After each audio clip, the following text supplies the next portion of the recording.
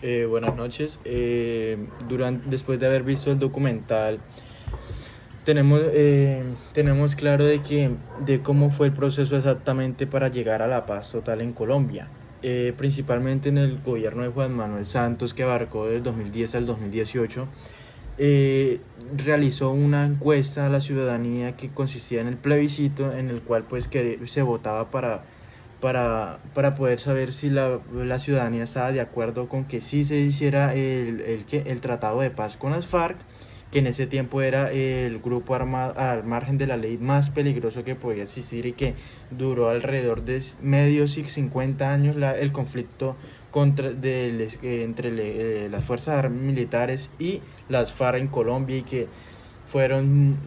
decenas y miles de personas afectadas, ya sean muertos, desplazados, víctimas de violaciones, mejor dicho, etcétera. A lo cual la ciudadanía en general votó en un 50% por el no y un 49% por el sí. Después de eso nos hablan de que se le hizo una pequeña entrevista a un campesino, el cual nos aseguraba de que el motivo por el cual el plebiscito lo habían votado porque por el no era porque las personas que vivían allí en la ciudad nunca habían pasado por lo que los campesinos que están en la zona rural habían pasado por, ya que eran las principales víctimas de los grupos armados y la violencia que se tenía entre el ejército y ellos, que pues eran las principales víctimas de abusos a los derechos humanos. Entonces,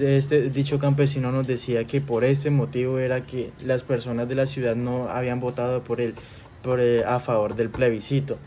Después de eso pasó un tiempo, y pues el presidente pues ya al necesitar sí o sí ya un tratado de paz entre las FARC y el Estado, pues lo sacó por medio de un decreto, en el cual pues ya quedaba estipulado cómo iba a ser el proceso de desmovilización de las FARC como tal. Una vez que se expidiera este decreto del presidente, las FARC se desmovilizaron primeramente con la entrega de armas, y después de esto ya pues al desarmarse y la desmovilización, pues ya teníamos que ya tenían ciertos derechos. Un ejemplo de ello es que ya tenían derecho a ciertas curules en el Congreso y en el Senado, y aparte de eso tenían la posibilidad de crear un movimiento político como lo es el día de hoy, como conocido como el Partido Comunista, si no estoy mal. Después de eso, al llegar las elecciones del 2017, se tenían una alta tensión, porque se creía de que ya por la salida del gobierno de Juan Manuel Santos, pues en el siguiente gobierno que entrara, pues se iba a tener de pronto un incumplimiento por parte del Estado en este tratado de paz. Los candidatos eran, por un lado, teníamos por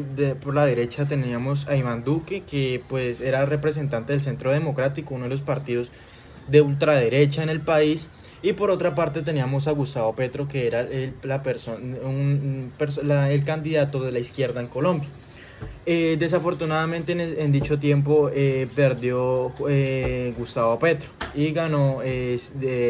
Duque, lo cual aumentó más las tensiones de que sobre si se iban a cumplir el pacto de paz. Pero pues al pasar el tiempo pues se vio que sí se cumplió en su totalidad. Finalizando ya, pues tenemos que, pues al ver este documental, nos sirvió demasiado para recordar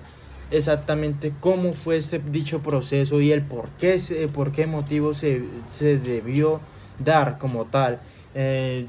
por las vulneraciones a los derechos humanos, en los cuales pues el pueblo colombiano ya no podía soportar más.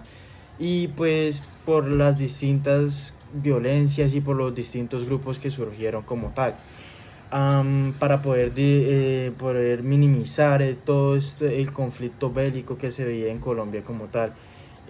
Por último, pues agradecerle a la profesora por mostrarnos este documental. Pues no sabemos mucho acerca de la guerra en Colombia, y pues con esos documentales pues no olvidamos como tal la violencia y todo lo que ha sucedido y todo lo que nos ha pasado al pueblo colombiano y a las víctimas como tales.